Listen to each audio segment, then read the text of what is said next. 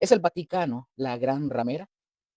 Hoy vamos a ver la verdad escandalosa de Apocalipsis capítulo 17, ¿verdad? Que todo el mundo, ustedes y yo, debemos de saber y de conocer. Hay que escuchar, ¿verdad? Entonces, bueno, voy a dar un breve resumen muy corto de lo que vimos la semana pasada para poder estar al día y en contexto de lo que estamos estudiando. ¿De acuerdo? Bueno, en nuestro estudio anterior de la semana pasada, mis hermanos, si ustedes se acuerdan, establecimos que Babilonia representa mucho más que una ciudad antigua. Habíamos visto eso. Habíamos visto que es el sistema mundial de rebelión que está en contra de Dios, que ha persistido a través de la historia. Vimos todo eso. También observamos, estudiamos y vimos cómo Nimrod, ¿verdad? Fue quien fundó el primer imperio opresor y estableció una religión falsa que anticipaba proféticamente la venida del anticristo. Analizamos, mis hermanos, cómo también este sistema babilónico ha intoxicado a las naciones con idolatría y fornicación espiritual, corrompiendo tanto a gobernantes como a pueblos enteros. Amén. Entonces, hoy, en el estudio de hoy vamos a profundizar en lo que es Apocalipsis capítulo 17, donde un ángel, ¿verdad? Le muestra a Juan, al apóstol Juan, el juicio divino en contra de la gran ramera.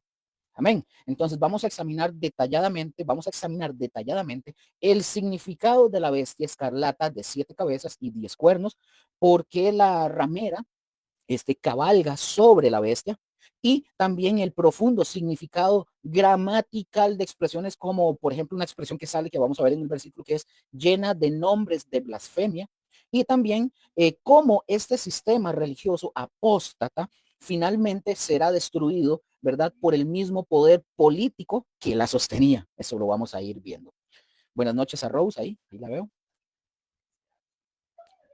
Aquí lo tengo para comentarles y darles algunos, ¿cómo se llama? Frases, palabras y cosas así para que la tengan ahí en la barra de los comentarios. Entonces, vean, ahora sí para dar inicio con lo que nos corresponde, ¿verdad? Del día de hoy. Vean, mis hermanos, para dar inicio ya, como debe de ser, yo espero poder terminar a tiempo. Entonces, por eso fue que voy un poquito rápido, ¿verdad? Si terminamos un poquito antes, no pasa nada. Lo que no quiero es extenderme demasiado. Vamos a iniciar, mis hermanos. Vean, los capítulos 17 y 18 del Apocalipsis se centran, mis hermanos, ahorita que ya vamos a entrar en el 17, se centran en el juicio divino sobre la ciudad de Babilonia. En dos ocasiones anteriores, mis hermanos, en Apocalipsis capítulo 14, versículo 8 y capítulo 16, versículo 19, se ha mencionado una anticipación del castigo de Dios sobre la ciudad repudiada, es decir, Babilonia. Los capítulos 17 y 18 de Apocalipsis son el cumplimiento literal de las profecías divinas en contra de Babilonia. Ustedes pueden ir a verlo en Isaías capítulo 13 y también Isaías capítulo 14. También Jeremías capítulo 50 y capítulo 51. Ustedes pueden ver eso que estoy mencionando. Ahora, el capítulo 17 de Apocalipsis nos presenta una descripción, ojo, una descripción escalofriante de las actividades de Babilonia. El apóstol Juan, en el mejor estilo, ¿verdad? Apocalíptico, Juan utiliza símbolos y metáforas para comunicar la revelación recibida de parte de Dios. Como sucede, dicho sea de paso, repetidas veces en el Apocalipsis, el escritor, o sea, Juan recibe la visión, ¿verdad?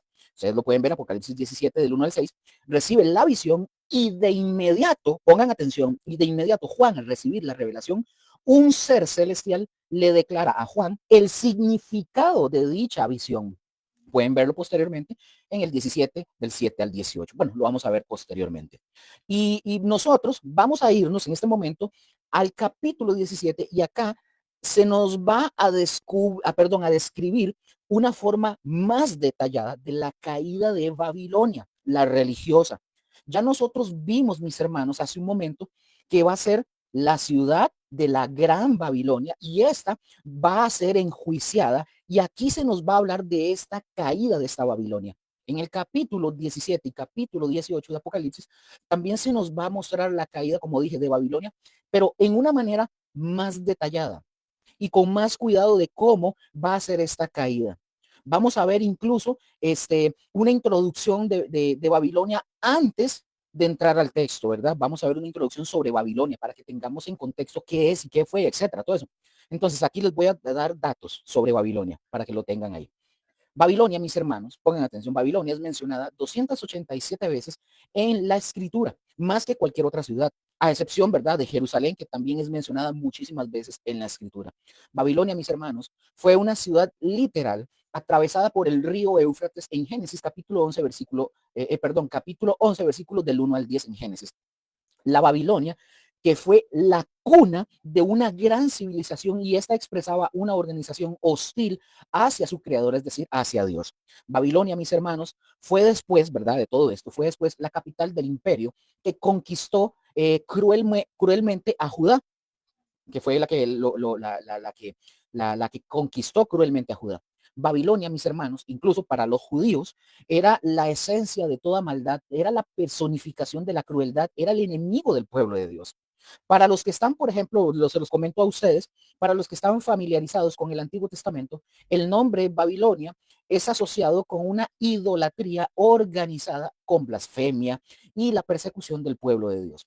En los días de Roma, por ejemplo, en los días de Roma, por ejemplo, Babilonia es personificada con todo el antagonismo y oposición hacia la fe cristiana. De otras maneras, también, ¿verdad? De otras maneras, a la ciudad de Roma también se le llegó a considerar tener la actitud de Babilonia.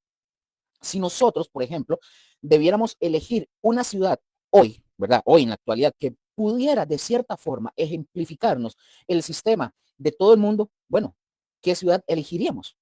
Como cuál le escogeríamos nosotros. Porque algunas personas, ¿verdad? Al mencionarles esta pregunta, algunas personas dicen Las Vegas en Estados Unidos porque le llaman la ciudad del pecado. Otros, otra ciudad tal, otras allá en Tailandia, otros en todo lado hay ciudad del pecado, ¿verdad? Entonces, pero no solamente eso, mis hermanos, como dije, hay muchas ciudades hoy en día que ya tienen ese tipo de icono, como por ejemplo Los Ángeles o Dubai, muchas ciudades. Ustedes pueden poner el nombre que ustedes imaginan que le pueden llamar, ¿verdad? Que ejemplifique, ¿verdad? El sistema del mundo de pecado. Cualquiera de esas usted podría imaginarse y decir, no, esta es la otra, pero en fin. El concepto de Babilonia, mis hermanos, abarca más que Apocalipsis capítulo 17 y capítulo 18. Babilonia, mis hermanos, es el reino del anticristo, es el reino bajo el gobierno del anticristo, con aspecto religioso, comercial y político que precisamente va a influenciar a toda la tierra como nunca antes. La gran ramera, mis hermanos, así se le considera a Babilonia, ¿verdad? Babilonia religiosa, descrita en Apocalipsis capítulo 17. Amén. Entonces esa es la forma en cómo se describe. Vamos a leer, mis hermanos, Apocalipsis capítulo 17 del 1 al 2, ya para entrar de lleno con el texto bíblico. ¿Estamos de acuerdo? Bueno, vamos a darle, dijo un youtuber por ahí. Vamos a darle. Apocalipsis capítulo 17, versículos del 1 al 2. Dice el texto, leo para ustedes. Siempre, por favor, tengan sus Biblias, ¿verdad? Sean diligentes. Lean que lo que se está hablando, lo que se está enseñando esté en la Biblia. No que me esté inventando cosas, ¿verdad? Extrañas o palabras, frases. No, tiene que estar en la Biblia. Dice el texto. Dice el texto. Vino entonces, pongan atención, vino entonces uno de los 7 ángeles que tenían las 7 copas y habló conmigo diciéndome, ven acá y te mostraré la sentencia contra la gran ramera, la que está sentada sobre muchas aguas. Pongan mucha atención acá. El texto bíblico, mis hermanos, no especifica cuál de los 7 ángeles es el que entra en conversación con el apóstol Juan. No lo dice el texto. Evidentemente, el apóstol Juan no pudo diferenciarlo de los otros 6 ángeles, ¿verdad? Lo que sí está claro en este texto es que el mencionado ángel es el portador de uno de los trozos de la revelación más importantes de todo el libro del Apocalipsis. Es decir, ¿cuál es este? El juicio divino y la destrucción de Babilonia. Amén. Veamos esta frase que le dice el ángel. El ángel le dice, y pongan atención a esto, le dice, ven acá, de una palabra griega que es deuro. Le dice, ¿verdad? El ángel a Juan. Pongan atención, ven acá, del vocablo griego deuro, le dice el ángel a Juan, deuro. El vocablo aquí usado, mis hermanos, es un adverbio que sugiere urgencia. Mis hermanos, este vocablo equivale a decir, ven aquí. Como le dijo, ¿cómo se llama este chavalo Jackie Chan en la película de Karate Kid? Le dice a Alicia Chowdhury, le dice, ven aquí, algo así, pero ven aquí. Es como diciéndole al ángel, ven aquí. Eso es lo que es el equivalente a decir, esa palabra, ven acá, deuro, es el equivalente a decir, ven aquí. Pongan mucha atención, mis hermanos, y creo que lo hemos venido viendo en detalle para que aprendamos. Este es un detalle lingüístico precioso que revela el tono y la urgencia del momento. El contexto es sumamente dramático. Uno de los 7 ángeles de las copas se le acerca al apóstol Juan, ¿verdad? Va, se le acerca y le dice el ángel, ven acá. En griego, mis hermanos, esta frase es una sola palabra, deuro. Esa, aquí nosotros lo vemos como una frase, pero en el griego es una palabra, deuro. Le dice deuro, así. Vamos a ir desarmando y aprendiendo de esto como siempre lo hacemos. ¿Qué es un adverbio? Empecemos por ahí porque es necesario entender esto. Yo la semana pasada expliqué el motivo del por qué doy ejemplos y se habla todo esto. Bueno, si usted lo vio, perfecto, entonces entenderá. Si no lo ha visto o no lo entiende, pues vaya a verlo para que entienda. ¿Qué es un adverbio, mis hermanos? Primero, entendamos algo importante, entendamos qué es un adverbio. Un adverbio, mis hermanos, es una palabra que modifica o describe a un verbo, indicando cómo, cuándo o dónde se realiza la acción. Por ejemplo, voy a dar un ejemplo. El niño corre rápidamente. Corre es el verbo, es la acción. Rápidamente es el adverbio que nos dice cómo corre. ¿Y cómo corre el niño? Rápidamente. Eso, ese es el ejemplo. Deuro es el adverbio de la urgencia inmediata. La palabra deuro, mis hermanos, es un adverbio de lugar y modo. Pero cuando una carga, perdón, con una carga de inmediatez absoluta. Repito esto. La palabra deuro es un adverbio de lugar y modo, pero con una carga de inmediatez absoluta. No es, deuro no es, venga cuando usted pueda, no. O podrías acercarte, Juan, venga, acérquese, porfa. No, eso no es deuro, no es deuro. Deuro es la combinación de ven, es una orden imperativa. Eso es deuro. Deuro es para acá, indicando la dirección hacia mí, o sea, hacia el ángel, ¿verdad? Y ahora, con urgencia inmediata. Veamos esta analogía, por ejemplo, con un bombero y una madre. Ahorita vamos a ir viendo. Imaginémonos 2 escenas para que tengamos esta idea con esta analogía. Pongan en su memoria, en su mente, 2 escenas. Una mamá en el parque. Una mamá en el parque está con su hijo y le dice a su hijo, Juanito, venga. Eso es una invitación o una orden suave, tranquila. No le está diciendo como, venga, ya lo voy a quebrar. No. Le está diciendo, Juanito, ven. Es una invitación o una orden suave. Ahora, la analogía con un bombero en una emergencia. Entonces, el bombero ve a una persona que está en peligro y le grita al bombero, venga para acá. Le grita, venga para acá. Esa palabra, acá, añade urgencia, una dirección clara y una necesidad de acción inmediata. O sea, no hay tiempo que perder, es lo que quiere decir. Apocalipsis, mis hermanos, capítulo 17, versículo 1, el ángel no está haciéndole una invitación cortés, amable, así a Juan, no, le está dando a Juan una orden urgente e inmediata. Es como que si el ángel le dijera a Juan, Juan, deje lo que está haciendo y venga hacia mí ahora mismo. Tengo algo crucial que mostrarte y esto no permite tardanza. Venga ya. La pregunta del millón que muchos podrían hacerse. ¿Por qué tanta urgencia? ¿Por qué tanta urgencia? Bueno, el ángel, mis hermanos, le va a mostrar a Juan el juicio de la gran ramera, o sea, Babilonia. Este es uno de los anuncios más solemnes y críticos de todo el plan de Dios. La urgencia del adverbio de euro nos transmite, número uno, la importancia de la revelación. O sea, lo que Juan está a punto de ver es una gravedad suprema. Número dos, la urgencia del juicio. El castigo sobre Babilonia está a punto de ejecutarse. No hay tiempo que perder. Y número tres, el llamado de atención total. Dios quiere que el apóstol Juan y ustedes y yo, porque estamos con el libro del Apocalipsis, pongamos toda nuestra atención, ¿verdad?, en esta escena. O sea, no pueden haber distracciones. Así es sencillo, es lo que nos quiere decir. Un resumen así, para que usted lo tenga como en su memoria, en la pizarra de su memoria.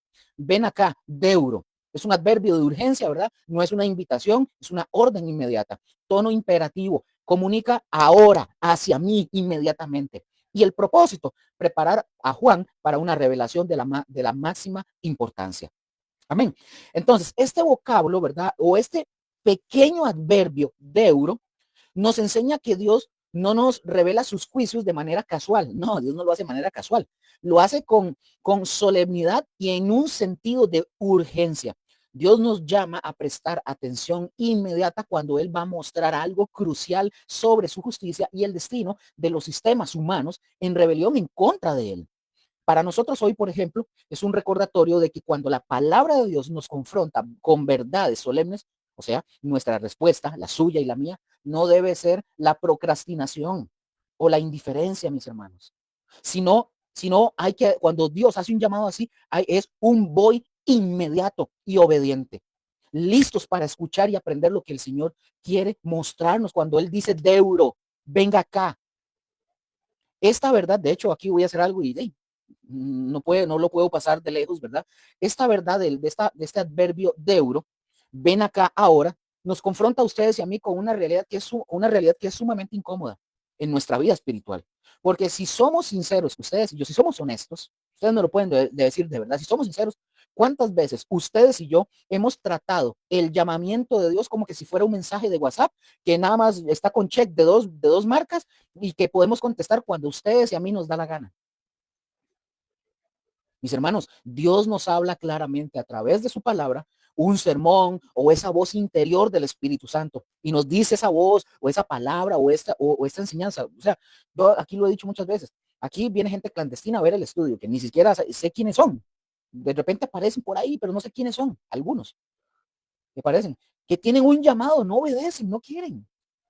Entonces, Dios nos habla claramente a través de su palabra, como lo estamos haciendo ahorita, a través de su palabra, estudiándola, etcétera, a través de un sermón el domingo, el sábado, jueves, los días que usted se congregue, o la voz del Espíritu Santo que nos dice, deja ese pecado que te está destruyendo, reconcíliate con esa persona hoy, comienza a servir en tu iglesia hoy, habla de mí en tu trabajo, restablece tu tiempo devocional.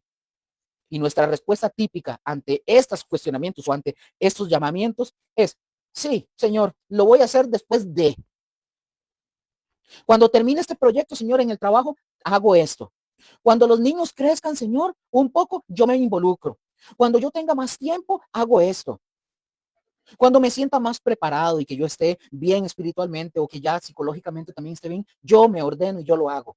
Cuando mejore mi situación económica, cuando tenga trabajo, cuando tenga un salario, cuando yo sea jefe, cuando me haga millonario o cuando me case.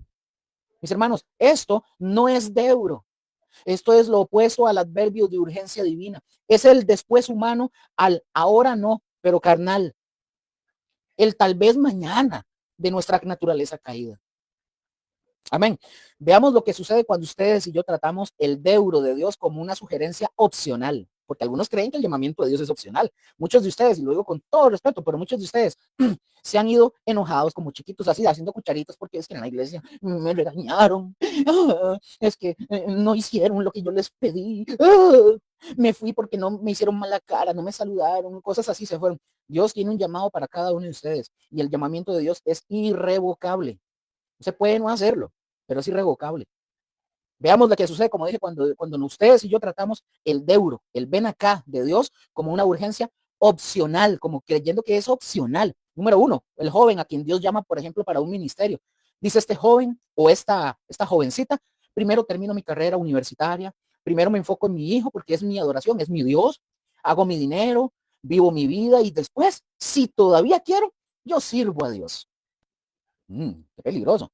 O el padre de familia a quien Dios convence en liderar un grupo familiar.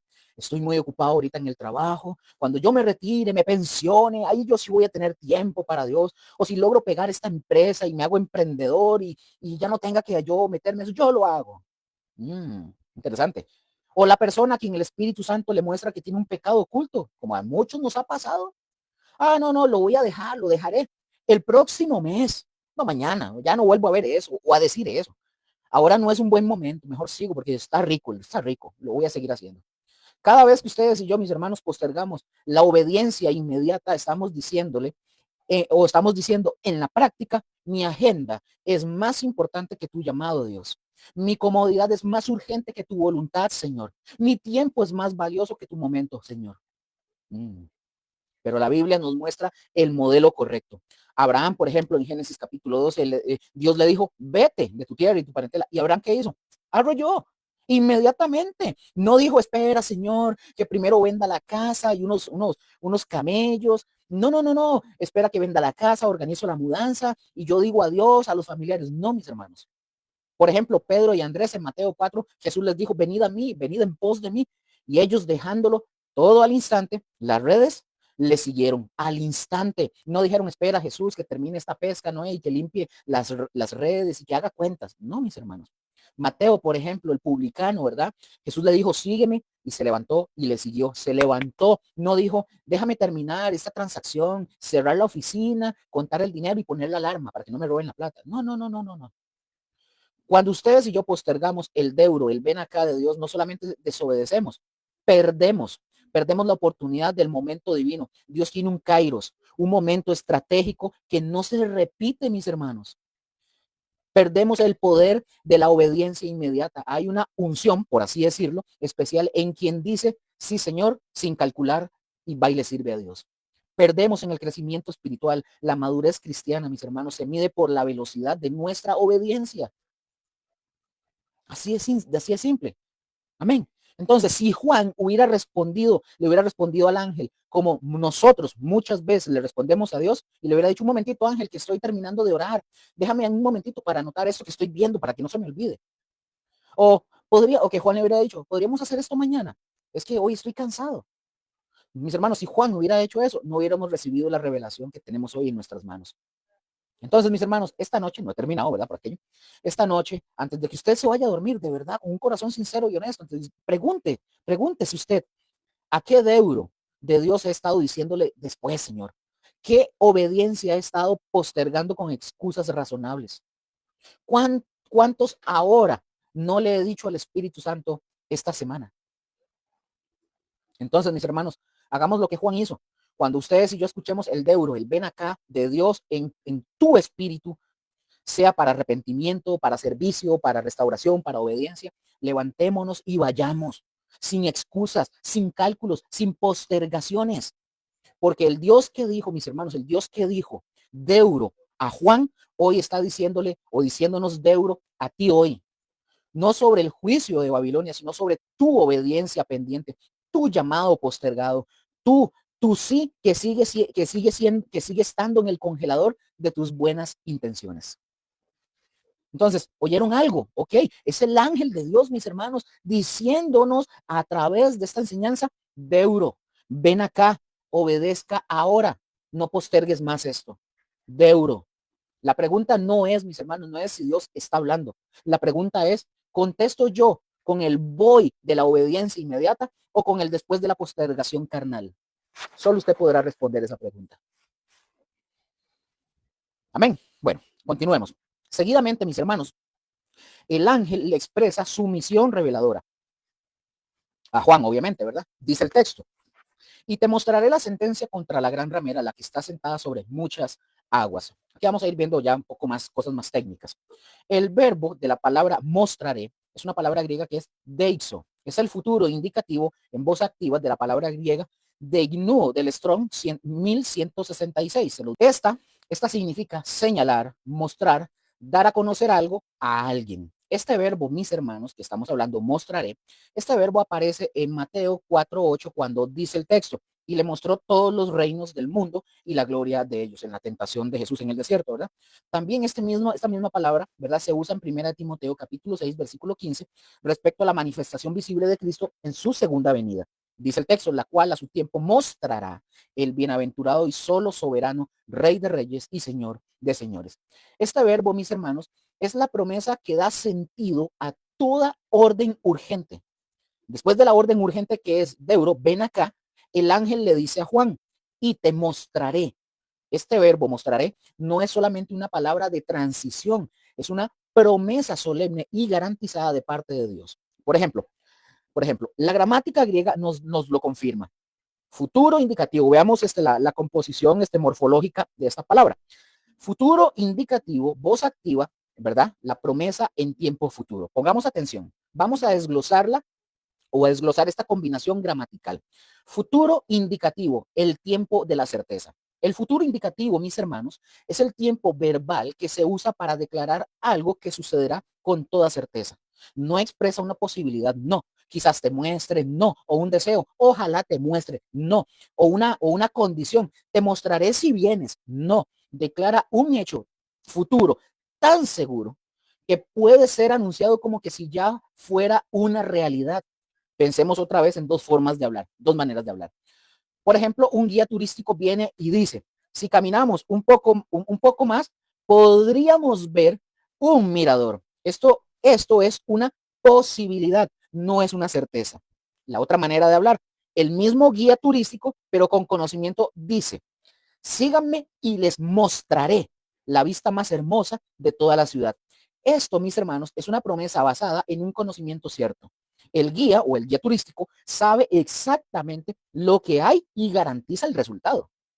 Entonces, en aplicación, Apocalipsis capítulo 17, versículo 1, cuando el ángel le dice a Juan, te mostraré en futuro indicativo, está haciendo una declaración de certeza absoluta.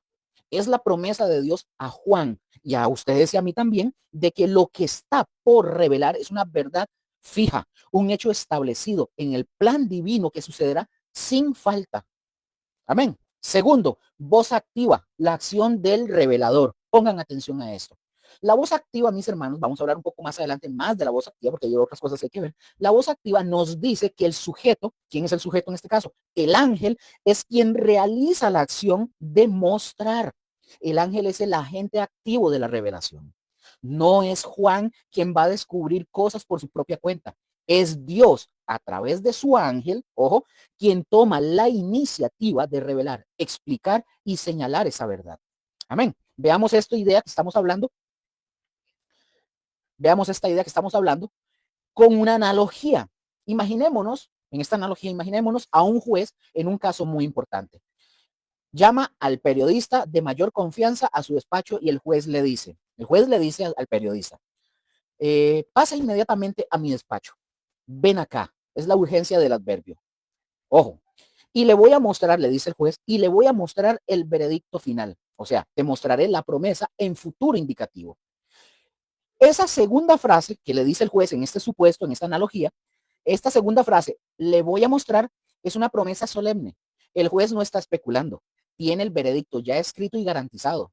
Y garantiza que se lo va a revelar. Entonces, el periodista no podría acceder a esa información por sus propios medios. Es el juez quien activamente se la va a mostrar. Esa es la voz activa. Amén. Veamos esta aplicación. Aquí el juez, y lo vemos ya en esta aplicación, el juez es Dios. El periodista es Juan y la iglesia, nosotros. El futuro indicativo es la certeza absoluta de que Dios va a revelar su veredicto sobre Babilonia. Y la voz activa, mis hermanos, es Dios quien toma la iniciativa de darnos a conocer sus juicios. Amén. Espero que estemos claros y que estemos aprendiendo.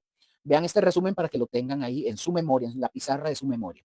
Te mostraré, Deixo, futuro indicativo, o sea, sucederá con certeza. Es una promesa divina, no es una posibilidad. Voz activa, Dios lo hará. Él es quien toma la iniciativa de revelar. Entonces, esta construcción gramatical, mis hermanos, te mostraré, nos da a nosotros una confianza inmensa al estudiar el Apocalipsis 17. Nosotros no estamos leyendo las suposiciones de Juan, no, o interpretaciones humanas, no. Estamos recibiendo una revelación divina, directa y garantizada sobre el juicio de Dios. Para nosotros hoy, esto significa que cuando Dios dice que nos va a mostrar algo en su palabra, ustedes y yo podemos acercarnos con la certeza de que Dios lo hará. Su revelación, mis hermanos, no es un quizás, sino una promesa segura para todo aquel que se acerca con obediencia a su llamado urgente. Amén. El ángel, mis hermanos, por lo tanto, le hace saber a Juan que le va a exhibir delante de sus ojos lo que Dios ha determinado hacer con la gran ramera. Amén. Entonces, otra palabra que viene acá. El término sentencia de la palabra griega crima se refiere tanto a un veredicto judicial como a la ejecución de dicho veredicto. Aquí. Entonces, mis hermanos, Apocalipsis capítulo 17, versículo 14 y 17 es una anticipación de lo que Dios va a hacer con la gran ramera. El capítulo 18 describe los detalles de la ejecución de la sentencia divina. Aquí un paréntesis y lo vamos a ver más adelante. Ahorita solo les voy a mencionar. Esto es un tipo de literatura que se le llama literatura semita. No se los voy a decir aquí qué es, lo vamos a ver posteriormente y aprendamos qué se trata esto. que se escribe de una forma en la que se dan detalles anticipados para después pasar a otra escena, pero es una cuestión que en la cultura judía ellos lo comprenden mejor que nadie, pero y que para nosotros no, por eso hay que estudiarlo, pero lo vamos a ver más adelante. Repito, Apocalipsis 17, 17 versículos 14 al 17 es una anticipación de lo que Dios va a hacer, lo que Dios le va a hacer a la gran ramera. El capítulo 18 describe los detalles de la ejecución de la sentencia divina. Ahora, observemos que el texto dice que la sentencia es contra la gran ramera, aunque en realidad en el griego dice enfáticamente la sentencia de la ramera, es decir, la grande, así es como lo dice en el texto griego. Anteriormente, mis hermanos, el apóstol Juan registró el hecho de que Babilonia ha hecho beber a todas las naciones del vino del furor de su fornicación en Apocalipsis 14, versículo 8. Ahora, pongan atención. Los vocablos ramera y fornicación vienen de dos palabras griegas. Ramera, pornes, y fornicación viene de porneia, de donde se deriva la palabra pornografía. Ojo, y esta apunta hacia la prostitución espiritual de Babilonia, a la que el texto define como la madre de las rameras en Apocalipsis 17:5. Ahora, el ángel, mis hermanos, añade que la ramera a la que se refiere es la que está sentada sobre muchas aguas. La expresión la que está sentada es el participio presente en voz media de la palabra griega katemai del Strong 2521, que significa sentarse. Entonces, repito esto, la expresión la que está sentada es el participio presente voz media de katemai del Strong 2521, que significa sentarse. El participio, mis hermanos, pongan atención porque vamos a ver mucha parte técnica. El participio presente sugiere una acción continua, o sea, la que se sienta. La figura aquí de sentarse sobre sugiere dominio, control y soberanía. Eso es lo que sugiere. En Apocalipsis capítulo 17, versículo 15, por ejemplo, el ángel le declara a Juan que las aguas que has visto, pongan atención, las aguas que has visto, donde la ramera se sienta, son pueblos, muchedumbres, naciones y lenguas. Es decir, mis hermanos, la gran ramera posee un vasto control sobre un extenso sector de la humanidad. O sea, la influencia de esta gran ramera y poder arrastra a pueblos, naciones y a una variedad considerable de razas. La ciudad ramera guía, mis hermanos, al mundo en la búsqueda de la falsa religión, ya sea sea el paganismo o una perversión de la religión revelada. Es el símbolo, esto básicamente es el símbolo de un sistema que se remonta a la Torre de Babel en Génesis capítulo 10 del 9 al 10 y del capítulo 11 del 1 al 9 y se extiende hacia el futuro cuando alcanzará su cumbre bajo el régimen de la bestia. El hecho, mis hermanos, pongan atención, el hecho de que la mujer se sienta al mismo tiempo sobre muchas aguas y sobre una bestia escarlata, que ahorita lo vamos a ver en el capítulo 17, versículo 3, sugiere que la ciudad simbolizada por la mujer tiene poderes que se escapan de la comprensión humana. Por un lado, esta mujer controla pueblos y naciones y por el otro controla también a la bestia. Ojo con esto. Si bien a la bestia, pero si bien solo temporalmente. Ustedes lo pueden ver en el capítulo 17, versículos 16 y 17. Y después posteriormente lo vamos a estar viendo. Como el texto claramente indica, mis hermanos, la ciudad a la que Apocalipsis 17 y capítulo 18 de Apocalipsis se refieren es a Babilonia. Ahora, vamos a tocar un punto importante. El fundador de la ciudad de Babilonia, mis hermanos, fue Nimrod.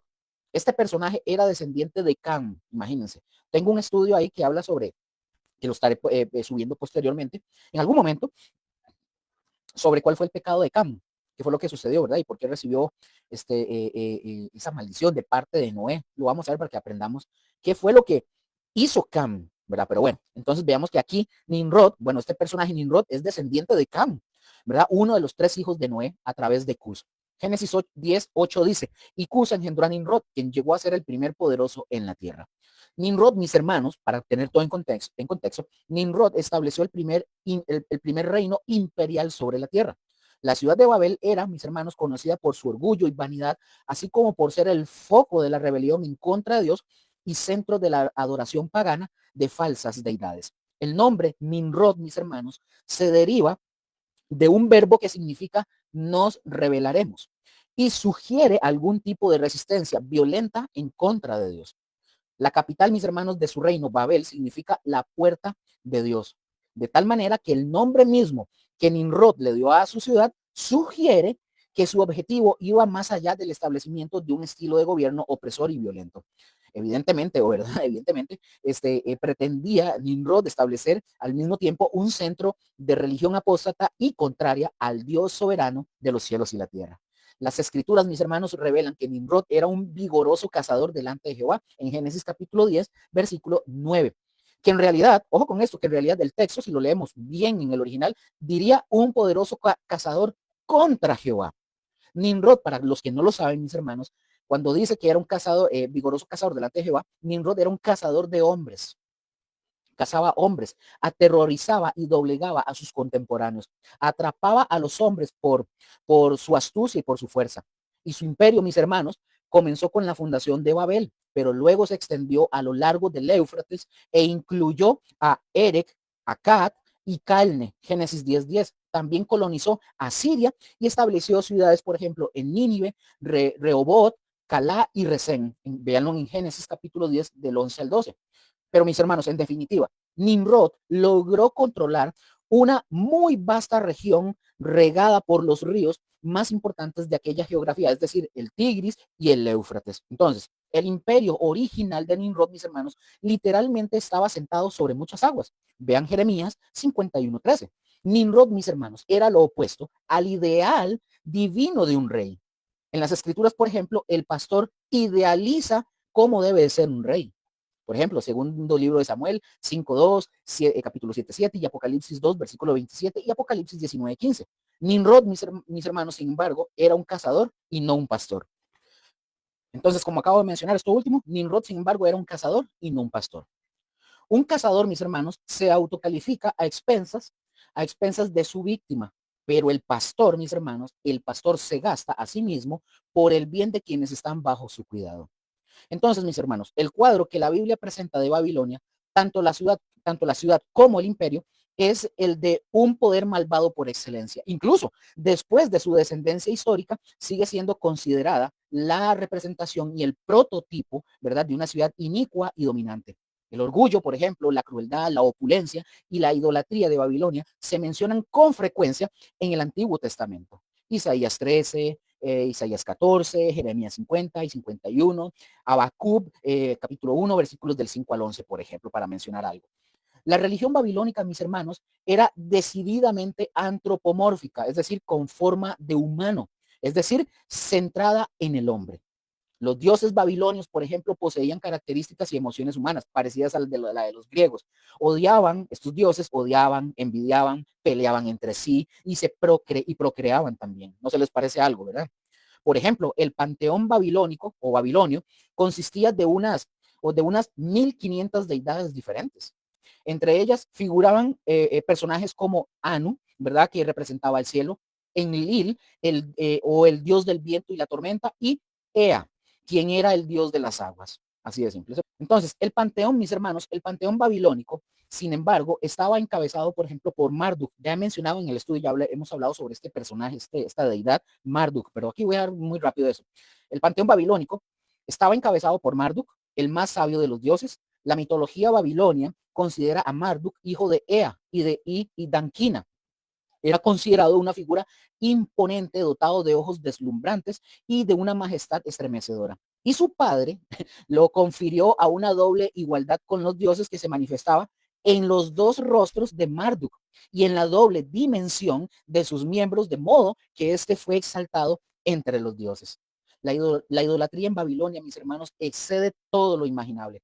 El comportamiento, por ejemplo, de sus dioses era sumamente grotesco. La superstición junto con la hechicería, la magia y el culto a los astros eran prácticas comunes entre los babilonios. Tanto la Babilonia de los tiempos de Nimrod como la de Hammurabi y la de Nabucodonosor representaba la rebeldía y el desafío del hombre en contra de la autoridad de Dios. Es decir, mis hermanos, la sentencia está asegurada desde el principio y no hay duda en cuanto al destino y el fracaso final de Babilonia. Como sistema religioso, ¿verdad? Babilonia surgió mucho antes del cristianismo, como ya nosotros ya lo vimos.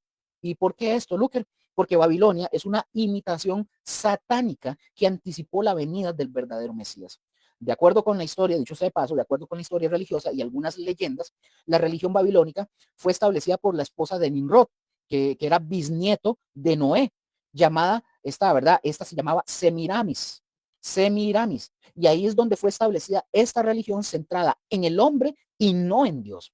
Semiramis, mis hermanos, era una sacerdotisa de la adoración a ídolos, a los ídolos, y dio a luz a un hijo, el cual, dijo ella, ¿verdad? Dijo ella, que concibió milagrosamente. ¿A qué le suena eso?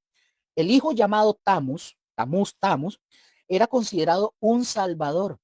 Pero acá podemos ver cómo Satanás desde siempre ha estado tratando de imitar una religión que tiene que ver con el Salvador verdadero, el verdadero Redentor. Muchos antiguos, dicho sea de paso, muchos antiguos artefactos recuerdan el tema familiar de la madre, ¿verdad? De la madre llamada Semiramis, sosteniendo, por ejemplo, esos artefactos donde se ve sosteniendo al niño Salvador, Tamus, lo cual precedió al cristianismo. También se dice, mis hermanos, que Tamus fue muerto por un animal salvaje que luego, milagrosamente, fue regresado a la vida. Baal, por ejemplo, es el nombre canaanita local para Tamus babilónico. La Biblia hace mención específica de algunas de las características de la religión clásica babilónica.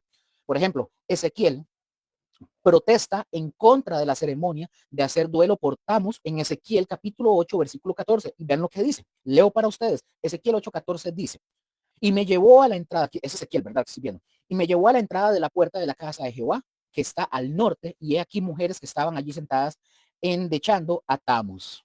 Ahí se menciona Tamus.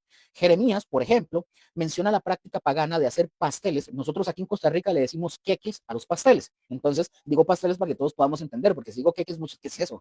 Bueno, Jeremías menciona la práctica de hacer queques para la reina del cielo. En Jeremías 7:18 dice, los hijos recogen la leña, los padres encienden el fuego y las mujeres amasan la masa para hacer tortas a la reina del cielo y para hacer ofrendas a dioses ajenos para provocarme a ira. Entonces, vean mis hermanos desde dónde aparece esta expresión, reina del cielo. ¿Lo han escuchado? Si ustedes y yo hacemos memoria, mis hermanos, podemos darnos cuenta, ¿verdad? ¿A quién le pusieron este título? Si ustedes hacen memoria, ¿a qué le suena este título, reina del cielo? De dicho sea de paso, ya vimos que no tiene nada que ver con Dios, ¿verdad? Entonces, Jeremías también hace mención de ofrecer incienso a la reina del cielo. Vamos a leerlo, lo voy a leer para ustedes. Jeremías, capítulo 44, versículos 17 al 19, y luego brinco al capítulo 44 igual, pero versículo 25 de Jeremías. Leo para ustedes. Dice, sino que ciertamente pondremos por obra toda palabra que ha salido de nuestra boca para ofrecer incienso a la reina del cielo, derramándole libaciones como hemos hecho nosotros y nuestros padres, nuestros reyes y nuestros príncipes en las ciudades de Judá y en las plazas de Jerusalén, y tuvimos abundancia de pan y estuvimos alegres y no vimos mal alguno. Mas desde que dejamos de ofrecer incienso a la reina del cielo y de derramarle libaciones, nos falta todo. Y a espada y de hambre somos consumidos. Y cuando ofrecimos incienso a la reina del cielo y le derramamos libaciones, ¿acaso le hicimos nosotras, tortas para atribuirle culto y le derramamos libaciones sin consentimiento de nuestros maridos? Brinco al versículo 25.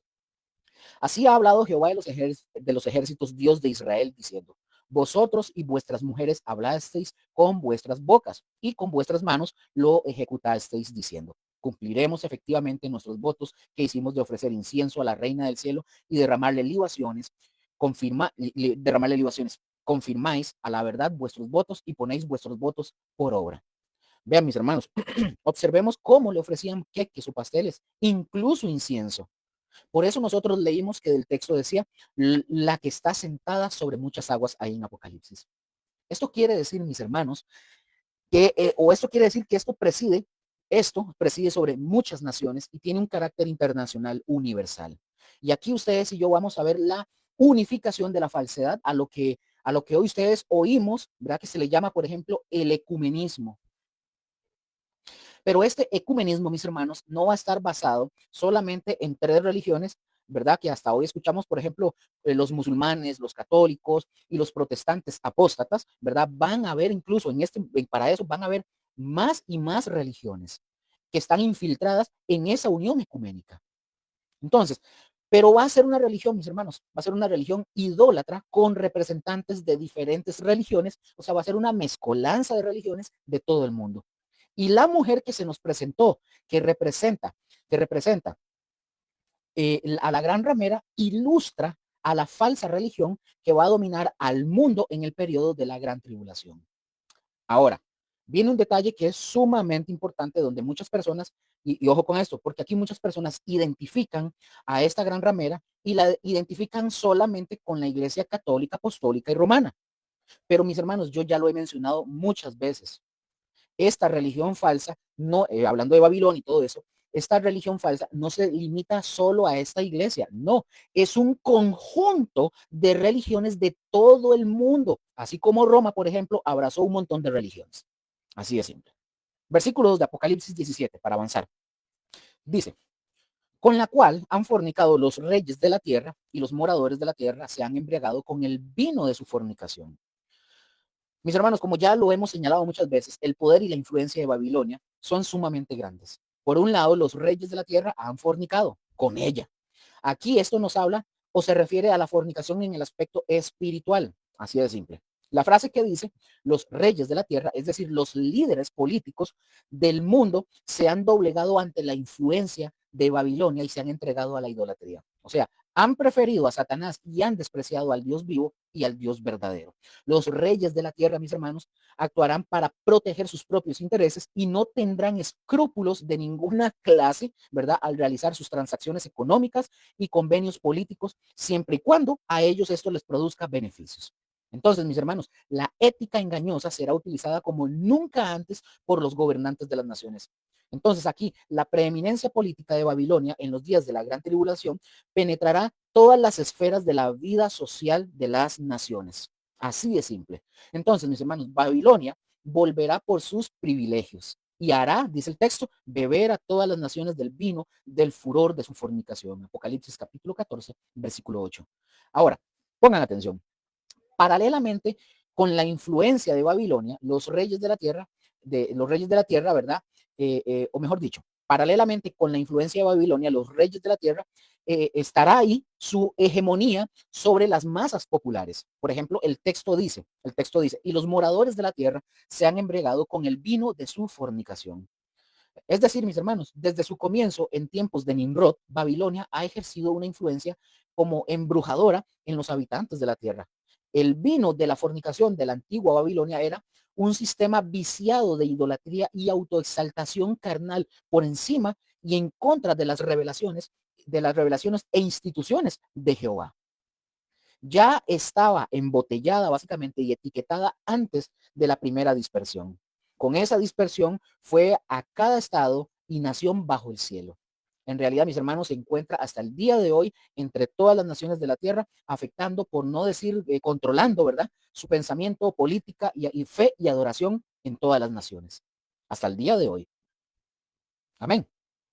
Entonces, mis hermanos, la expresión que encontramos también en el texto, la expresión los moradores de la tierra, se refiere a la gente rebelde que habita en la tierra. Son personas, mis hermanos, cuyos sentimientos y objetivos están centrados exclusivamente en la tierra. Viven para sus propios placeres y no tienen interés alguno en las cosas espirituales. Amén. Ojo con esto, ojo con esto. El verbo se han embriagado. Vamos a estudiar esta parte. El verbo se han embriagado es una palabra griega que es emetistesan. Aquí se los voy a compartir. Es el aoristo indicativo en voz pasiva de metisco del Strong 3182. Repito esto. El verbo se han embriagado, ¿verdad? Emetistesan es el aoristo indicativo en voz pasiva de metisco del Strong 3182, que significa embriagar. Pongan mucha atención a lo que vamos a ver acá. La voz pasiva, mis hermanos, debe de traducirse de la siguiente forma. Han sido embriagados. El aoristo, mis hermanos, tiene función ingresiva y sugiere la idea de entrar en un estado de embriaguez. Ya vamos a explicar esto, mis hermanos. Todo eso lo vamos a aprender, ¿verdad? No crean que los voy a dejar así como vulgarmente decimos al garete. El texto, mis hermanos, está explicando el significado de la palabra griega emetistesan, ¿verdad? Que se traduce como se han embriagado. Veamos el primer punto aquí para ver la gramática. Veamos la morfología de la gramática. Número uno, el aoristo indicativo en voz pasiva. Esta es la descripción gramatical completa del verbo. Aoristo. Ya hemos enseñado mucho del aoristo, pero nunca está de más explicarlo. En griego, mis hermanos, el aoristo es un tiempo verbal que generalmente presenta una acción como un hecho simple, puntual y completado en el pasado. No describe una acción en proceso, eso sería tiempo presente, o una acción repetitiva, sino un evento único que ocurrió. Pensemos, ojo con esto, pensemos en el como un punto en una línea de tiempo, a diferencia de una línea continua. Pongan atención. Indicativo. indicativo. Este es el modo del verbo. El modo indicativo se usa para declarar un hecho real u objetivo. No es una posibilidad, eso sería el subjuntivo o un deseo, ¿verdad? Que es optativo o una orden imperativo. El escritor, o sea, Juan está presentando la embriaguez como una realidad histórica. Ojo con esto, es una realidad histórica. Voy poco a poco porque ya lo vamos a ir armando más. Veamos la voz pasiva.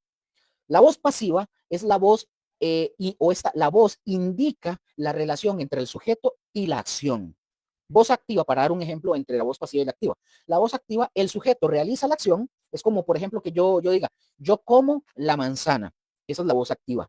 Ojo, voz pasiva, el sujeto recibe la acción. O sea, alguien o algo realiza la acción sobre el sujeto. Vamos poco a poco. Por eso, mis hermanos, la explicación dice, la voz pasiva debe traducirse, han sido embriagados. No es que se embriagaron por sí mismos, han sido embriagados. Esto es crucial para el estudio.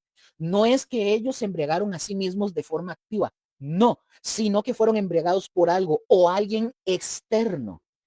El contexto de Apocalipsis capítulo 17 es el vino de la fornicación de la gran ramera. Su sistema de idolatría y corrupción es lo que los ha embriagado a los reyes de la tierra. En resumen, mis hermanos, esta parte, pongan atención, esta parte se han embriagado no es una acción que ellos iniciaron, sino una acción puntual y real en el pasado que ellos sufrieron. O sea, fueron embriagados por la influencia de Babilonia. Amén. Segundo punto, el auristo tiene función ingresiva. Con IN, ingresiva. Esta es la parte más específica y profunda. El auristo, mis hermanos, puede tener varios matices.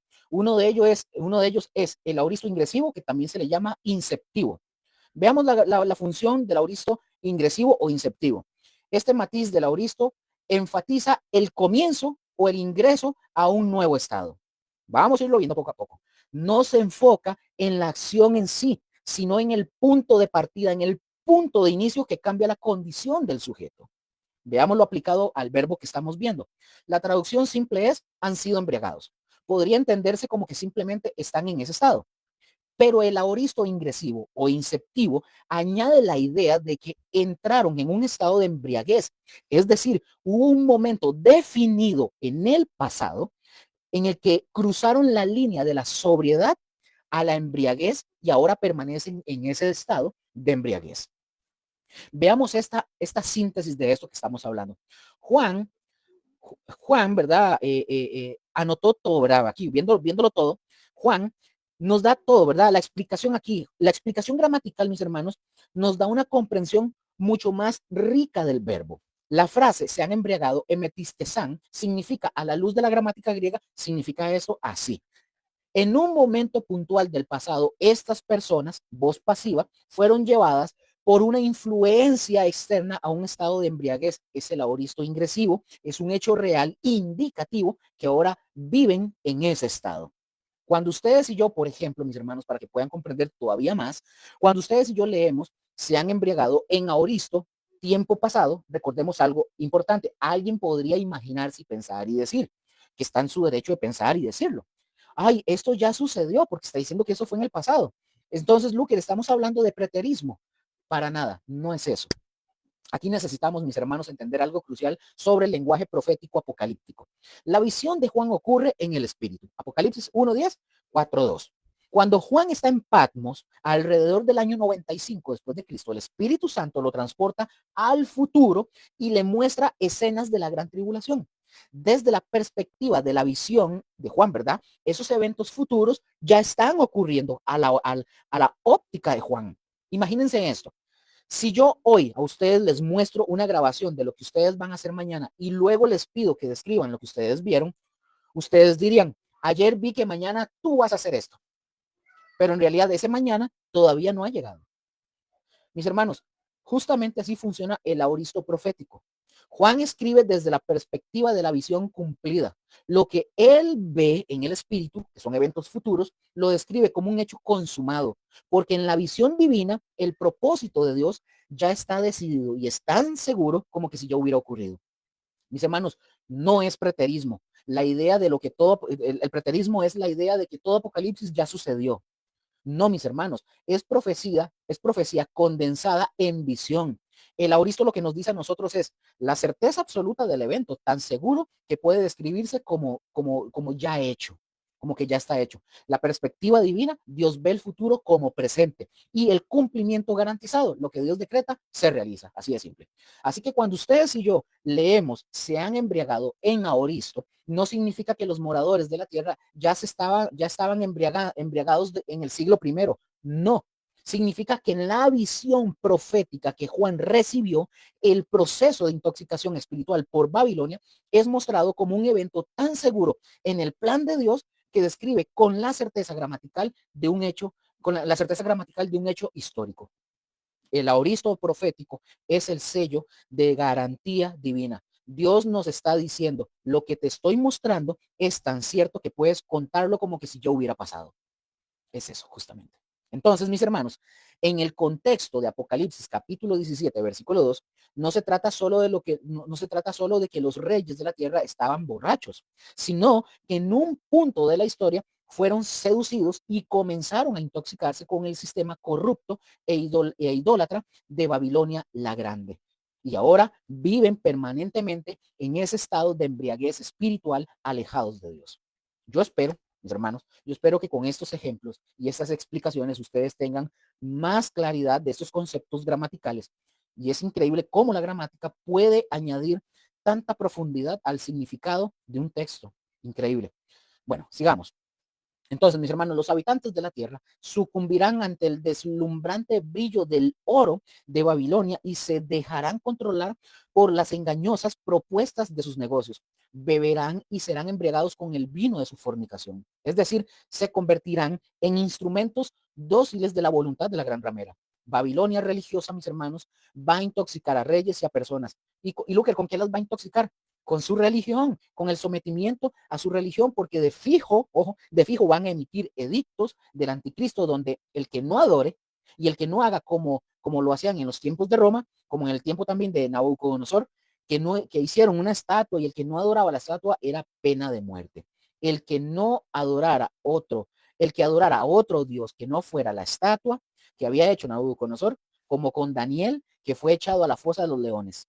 Entonces, pero mis hermanos, algo importante, siempre ha existido esto. Y aunque no tan fuerte, ¿verdad? Como va a ser al final, ¿verdad? Pero la idea de la fornicación, por lo general, tiene una fuerte asociación con la Biblia. O sea, estas religiones van a tomar de la Biblia y van a tomar de otros lados y de fragmentos de la escritura y van a hacer un arroz con mango, una mezcolanza de cosas y de pura idolatría de la Biblia, o sea, de la Biblia, de la palabra de Dios. Y es algo que ustedes y yo, mis hermanos, tenemos que tener muy presente para que porque para Satanás, una de las armas favoritas para atacar es la misma escritura. Esto nosotros lo podemos ver desde el inicio en Génesis, cómo hizo con Eva, cómo la engañó. Entonces, este es un sistema religioso bien aceptado y es muy común que aparezca como algo espiritual, como algo atractivo, aunque necesariamente no sea nada moral, ¿verdad? Apocalipsis, vamos a avanzar para ir terminando. Apocalipsis 17, del 3 al 6, vamos a ver lo que vio Juan. Leo para ustedes. Y me llevó en el espíritu al desierto y vi una mujer sentada sobre una bestia escarlata llena de nombres de blasfemia, que tenía 7 cabezas y 10 cuernos. Y la mujer estaba vestida de púrpura y escarlata, adornada de oro y de piedras preciosas y de perlas, y tenía en la mano un cáliz lleno de oro y de abominaciones y de la inmundicia de su fornicación. Y en su frente un nombre escrito, un misterio, Babilonia la Grande, la madre de las rameras y de las abominaciones de la tierra. Vi a la mujer ebria de la sangre de los santos y de la sangre de los mártires de Jesús. Y cuando la vi, quedé asombrado con gran asombro. Pongan atención acá. El apóstol Juan es transportado espiritualmente al desierto, dice el texto, y me llevó en el espíritu. Aquí en la Reina Valera aparece en mayúsculas, ya vamos a ver algo. Y me llevó en el espíritu al desierto. Aquí la frase griega es en neumati. Esta frase o esta expresión ha sido objeto de peleas y de debates. Si bien la palabra neuma puede referirse al espíritu humano, el patrón literario de Apocalipsis es el factor decisivo. Esta misma expresión se usa como una fórmula técnica en los momentos cumbre de la revelación, Apocalipsis 1.10, 4.2, 21.10, denotando, mis hermanos, en todos esos casos un estado de éxtasis profético inducido por el Espíritu Santo. Por lo tanto, mis hermanos, y en coherencia con este patrón divino, establecido también en Ezequiel capítulo 8, versículo 3, nosotros entendemos que fue el Espíritu Santo quien transportó a Juan. Esto no fue una experiencia meramente psicológica, no, sino una auténtica revelación en la esfera espiritual que garantiza el origen divino y la autoridad de la solemne visión del juicio que está por recibir. Amén. Bueno, mientras Juan, ¿verdad? Su cuerpo permanecía en Patmos, el apóstol experimentó un éxtasis que permitió que fuera trasladado a un ambiente de desierto, ¿verdad? En Apocalipsis capítulo 12, versículo 14, la mujer simbólica de Israel, recordemos eso, 12:14, la mujer simbólica de Israel fue llevada al desierto para ser protegida por Dios. Pero en Apocalipsis capítulo 17, versículo 3, la mujer ramera, Babilonia, está en el desierto para ser juzgada por Dios. El apóstol Juan, mis hermanos, es transportado espiritualmente al desierto para que él contemple las escalofriantes características de la gran ramera. La mujer aparece, pongan atención, la mujer aparece, dice, sentada sobre una bestia escarlata llena de nombres de blasfemia que tiene 7 cabezas y 10 cuernos. Pongan atención en esta coyuntura. Evidentemente, la mujer ejerce control sobre la bestia, tal como lo sugiere el hecho de que aparece sentada, del griego katemenen, sobre la bestia. Además, mis hermanos, el hecho de que la mujer está sentada sobre la bestia, esto nos indica que es diferente de ella. O sea, la bestia escarlata es sin duda alguna la misma bestia de Apocalipsis capítulo 13, versículo 1. Esta bestia, mis hermanos, representa tanto, pongan atención, representa tanto al anticristo como al imperio sobre el cual ejerce su autoridad. El hecho de que en Apocalipsis 17:3 la mujer cabalga sobre la bestia sugiere que cronológicamente Apocalipsis 13, versículo del 1 al 18, es posterior a Apocalipsis 17. Aquí es donde encontramos literatura semita, que lo voy a enseñar más adelante en los otros capítulos. En Apocalipsis, capítulo 13, la bestia gobierna de manera absoluta. La posición de la mujer cabalgando sobre la bestia sugiere, por un lado, que es sostenida por el poder político de la bestia y, por otro lado, que esta es una posición dominante y, al menos exteriormente, controla y dirige a la bestia. Ahora, observemos la relación que existe entre el dragón, es decir, Satanás, la bestia y la mujer que cabalga sobre ella. A los 3 se les relaciona con el color escarlata. Vean Apocalipsis 12:3, 17 del 4 al 3, que lo vamos a ir viendo. O mejor dicho, el color escarlata, mis hermanos, era muy, pero muy popular en los tiempos del Imperio Romano y era emblemático de lujo y esplendor arrogante. Por ejemplo, un comentario de este hombre llamado Robert L. Thomas, él matiza el evidente simbolismo del color escarlata cuando él dice, leo, abro cita de Robert L. Thomas, de lo que él menciona y leo textualmente lo que él dijo. Dice, el color escarlata de la bestia armoniza con parte de la vestidura de la mujer, capítulo 17:4, y es una posible insinuación irónica al simbolismo de la expiación o purificación bajo la ley. Se lo pueden ver en Levítico 14:4, 6, 49, 59 y 52, números también 19:6. Sigue hablando Robert L. Thomas. Materiales textiles lujosos eran frecuentemente de ese color.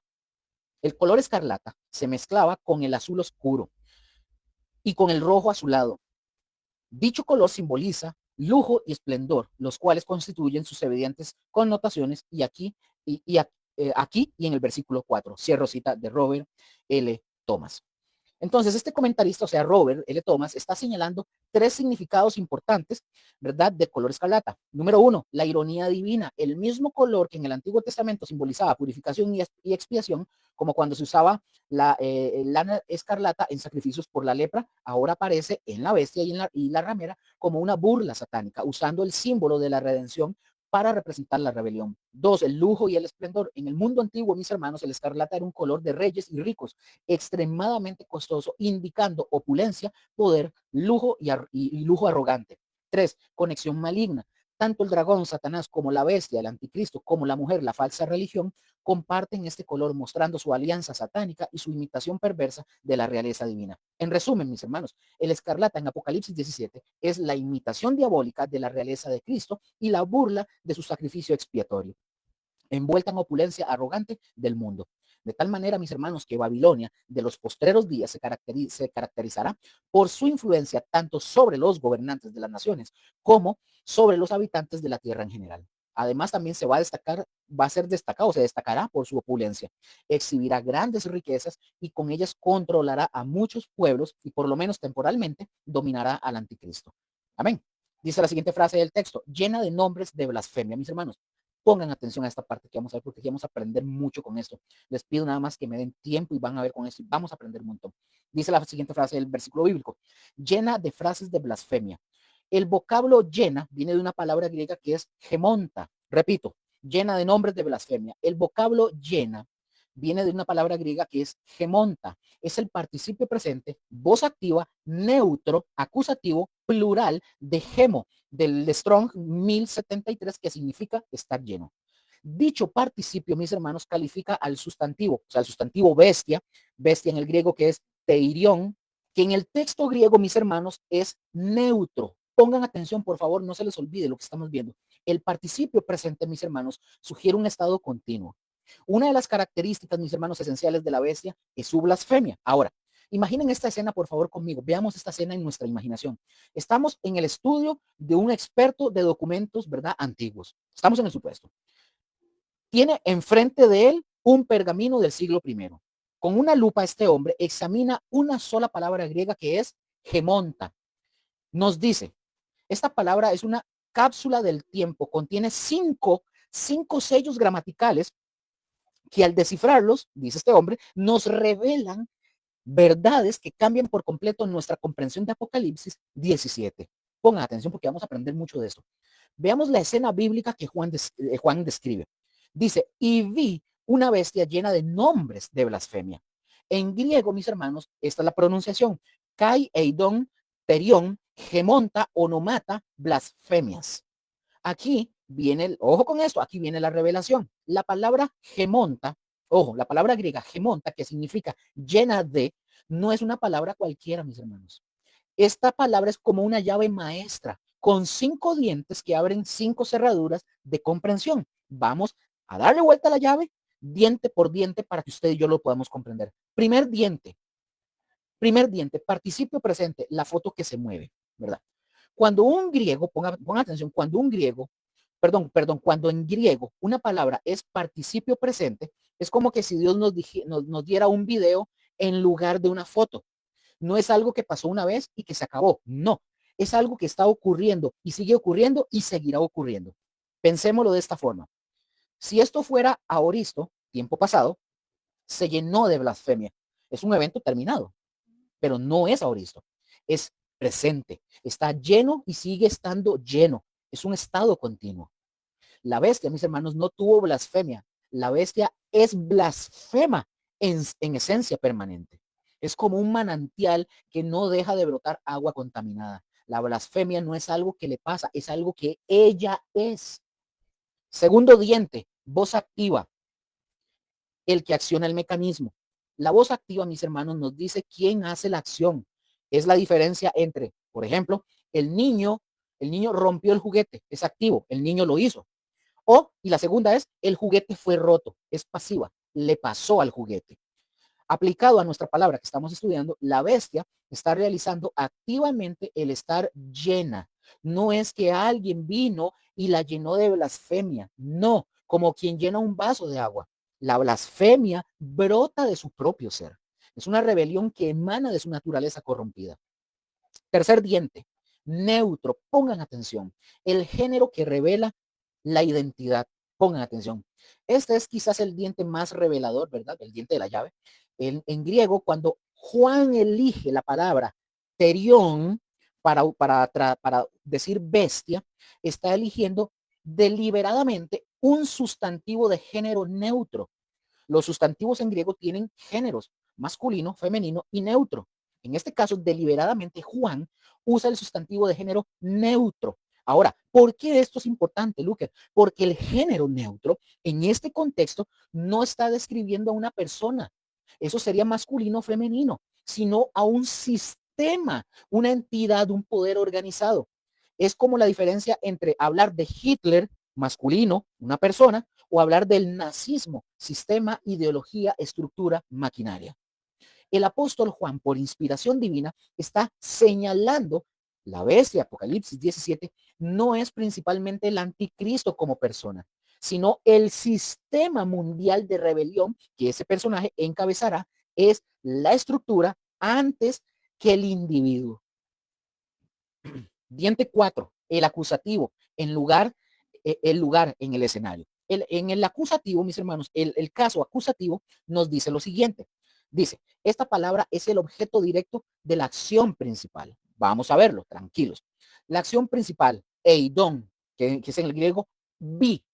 Juan vio algo. ¿Y qué fue lo que vio Juan? Una bestia llena de blasfemia. Ahora, todo ese paquete.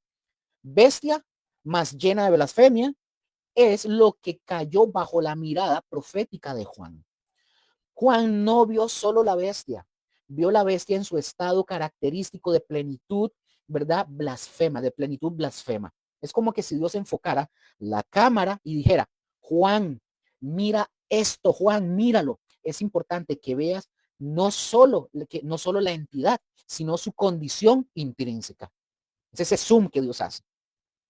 Quinto diente, singular, la unidad del mal. El singular aquí significa, mis hermanos, una sola, no bestias, una sola bestia, en plural, una bestia. Esto, mis hermanos, nos habla de unificación, coherencia y sistema integrado. No son poderes malignos, dispersos y desconectados. Es un sistema mundial que, aunque tenga 7 cabezas y 10 cuernos, o sea, diversidad aparente, opera como una sola entidad coordinada bajo un propósito común. ¿Y cuál es este propósito? Rebelarse en contra de Dios. Entonces, mis hermanos, cuando ustedes y yo, ahora sí, vean, ahora sí, cuando ustedes y yo juntamos estos 5 dientes de la llave gramatical, la puerta que se nos abre nos muestra algo monumental. Dios no está revelando simplemente quién será el anticristo, está revelando cómo opera el sistema de rebelión mundial. Número 1, es continuo, no es algo que viene y va, es una realidad persistente. Número 2, es activo, no es pasivo, genera y propaga maldad. Es sistémico, no es solo una persona, es toda una estructura. 4, es observable. Dios lo puso en el centro de la visión profética. Y número 5, es unificado, opera como un todo coherente. Por eso, mis hermanos, esta no es una mera gramática griega. No, no, no, no es nada más ahí ya. Esta es teología, esta es teología revelada a través del idioma. Estamos, mis hermanos, aprendiendo a pensar como Dios piensa, a ver cómo Dios ve, no solo personas malvadas, sino sistemas de maldad. No solamente vemos eventos aislados, sino realidades espirituales persistentes. No solo el quién del fin, sino el cómo de la rebelión organizada contra el Creador. Y aquí el mensaje para ustedes y para mí es claro, es este. Así como la bestia, ojo, así como la bestia está continuamente llena de blasfemia, ojo, nosotros debemos estar continuamente llenos del Espíritu Santo. Así como su naturaleza es activamente rebelde, nuestra naturaleza debe ser activamente obediente, porque la guerra no es solamente contra personas, sino contra sistemas, principados, potestades, y Cristo ya los venció en la cruz. Entonces aquí surge una pregunta que es inevitable. ¿Por qué es importante todo este análisis gramatical y simbólico para ustedes y para mí hoy? ¿Por qué?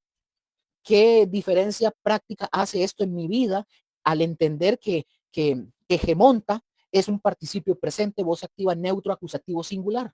Bueno, mis hermanos, la explicación gramatical no es solo un ejercicio académico, no, sirve para poder comprender y entender con precisión lo que el texto quiere comunicar. Número 1, el participio presente. La bestia no era blasfema, ni se volvió blasfema, sino que es y sigue siendo inherentemente blasfema.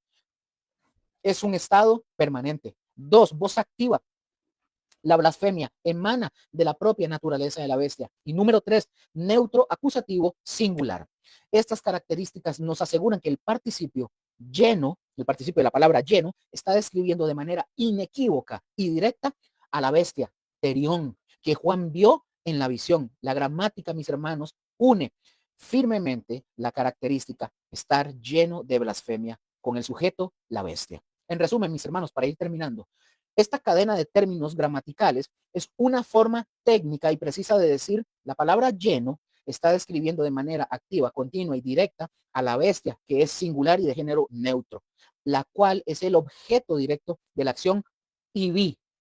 Es precisamente, mis hermanos, es precisamente la interpretación que sostiene la mayoría de comentaristas y teólogos serios del Apocalipsis. Para terminar esta idea y poder reforzar nuestra conclusión con los conceptos que hemos manejado. Ojo, sí, una bestia, sustantivo neutro sin artículo definido. Ojo con esto, no está señalando primariamente a una sola persona, el anticristo, sino a un sistema de poder mundial que tiene dimensiones políticas, económicas, militares y crucialmente en este contexto religiosas. Veamos la imagen completa de Apocalipsis 17 que ya lo deja más claro. Número 1. La bestia escarlata, Apocalipsis 17:3, es el poder político, opresor y blasfemo, el sistema del mundo. Su descripción con 7 cabezas y 10 cuernos rememora imperios sucesivos, o sea, es el caballo o la plataforma de poder que da sustento. Número 2, la mujer, la gran ramera de Apocalipsis 17, del 1 al 5. Esta está sentada sobre la bestia. Esta simboliza que es un sistema religioso falso y corrupto que se monta sobre y utiliza y se alía con el poder político, la bestia, para ejercer su influencia y perseguir a los santos. Se la identifica con Babilonia, el símbolo por excelencia de la rebelión humana en contra de Dios. Número 3, la relación. La mujer, la falsa religión, cabalga sobre la bestia, que es el poder político. Es una alianza de conveniencia. Pero el capítulo, mis hermanos, muestra que esta alianza es inestable. Al final, mis hermanos, la bestia y los reyes odiarán a la ramera y la dejarán desolada y la quemarán con fuego. Apocalipsis 17:16, lo veremos más adelante. El poder político termina volviéndose en contra del sistema religioso que utilizó. En conclusión final, mis hermanos, el lenguaje gramatical neutro, sin artículo, ¿verdad? Y la simbología apuntan a que la visión revela la anatomía de un sistema de maldad compuesto por dos entidades simbólicas interdependientes. La bestia es igual al sistema político mundial opuesto a Dios. La mujer ramera es igual al sistema religioso falso y perseguidor que se apoya en ese poder político. Entonces, mis hermanos, el anticristo el anticristo personal, ¿verdad? Sería en este esquema la encarnación o la cabeza visible de ese sistema bestial. En los postreros días, mis hermanos, en los postreros días, pero la bestia en sí es mucho más que solo una persona, porque está la persona del anticristo y estamos viendo el sistema de la bestia. Es todo el aparato que la sostiene. Esta precisión es crucial, mis hermanos, en la exégesis bíblica para poder evitar malas interpretaciones y entender exactamente la intención del autor original. Entonces, mis hermanos, aquí, para finalizar, hemos ahorita desentrañado uno de los misterios más solemnes de la escritura. Apocalipsis capítulo 17 no es solo una profecía futura, es un diagnóstico divino de la condición espiritual de la humanidad. La visión de la gran ramera y la bestia nos revela la anatomía misma del pecado. Una religión sin Cristo y un poder sin Dios. La alianza, mis hermanos, entre la ramera, ¿verdad? La falsa religión y la bestia, el poder político, nos muestra, mis hermanos, que el mal es colaborativo. Satanás no tiene inventiva. Su estrategia siempre es la misma, corromper la verdad, consolidar el poder para oprimir al pueblo de Dios. Pero el versículo 16, ¿verdad? Cuando lo veamos más adelante, nos da la esperanza más contundente. Esta alianza es inestable. El mismo sistema político que sostuvo la falsa religión terminará volviéndose en contra de ella. Entonces, mis hermanos, el mensaje es claro. Todo sistema construido en rebelión contra Dios está destinado al colapso. Babilonia, mis hermanos, caerá. La pregunta para ustedes y para mí hoy es esta. ¿Sobre qué fundamento estamos edificando nuestras vidas? ¿Estamos construyendo sobre la roca que es Cristo Jesús o estamos participando de los sistemas de Babilonia que parecen prosperar hoy, pero que mañana serán escombros? Vean, mis amigos, hermanas, hermanos, etcétera. Si usted está escuchando esto hoy y usted no le ha entregado su vida a Cristo, hoy es el día de la salvación. Esta profecía nos muestra a ustedes y a mí el fin de todos los sistemas humanos que se rebelan en contra de Dios. Así como Babilonia será juzgada, cada persona deberá rendir cuentas. Ustedes y yo vamos a rendir cuentas ante el Creador. No hay neutralidad. O estamos en Cristo, el Cordero inmolado por nuestros pecados, o estamos en Babilonia, el sistema del mundo destinado a la destrucción. Entonces, mis hermanos, arrepiéntanse hoy, arrepintámonos hoy, reconozcamos que somos pecadores, que ustedes y yo necesitamos un Salvador. Creamos en Cristo, que en Cristo Jesús murió en la cruz por tus pecados y por mis pecados y que resucitó al tercer día. Y entréguele hoy su vida completamente y sea sellado por el Espíritu Santo para escapar de la ira venidera. Y termino, Marcos 16:16 dice, el que creyere y fuere bautizado será salvo, mas el que no creyere será condenado. Amén. Mis hermanos, oramos y terminamos. Padre bendito, gracias te damos, porque tu misericordia ha sido buena con nosotros. Tu misericordia ha sido inmensa en nosotros. Gracias por tu palabra, gracias por mostrarnos todo eso. Y ayúdanos a entender en qué punto estamos, en qué punto decidimos estar, o con Cristo Jesús o con Babilonia. Gracias, Señor. Clamo por mis hermanos, mis hermanas, sus familias y todo lo que hagan en el nombre de Jesús, que tú les bendigas y les prosperes. Y te damos gracias por ese estudio y por esta noche. Gracias, Padre bendito. Guárdanos de todo mal y de toda especie de mal. En el nombre de Jesús. Nos amamos a todos ustedes. Bueno, buenas noches a todos. Gracias. Y que el Señor me los continúe bendiciendo. Y en YouTube ya el video va a estar editado con esta parte que me quedé sin audio. Va a estar editado ya bien y bien bonito. El Señor me los continúe bendiciendo a todos y los amamos mucho. Buenas noches.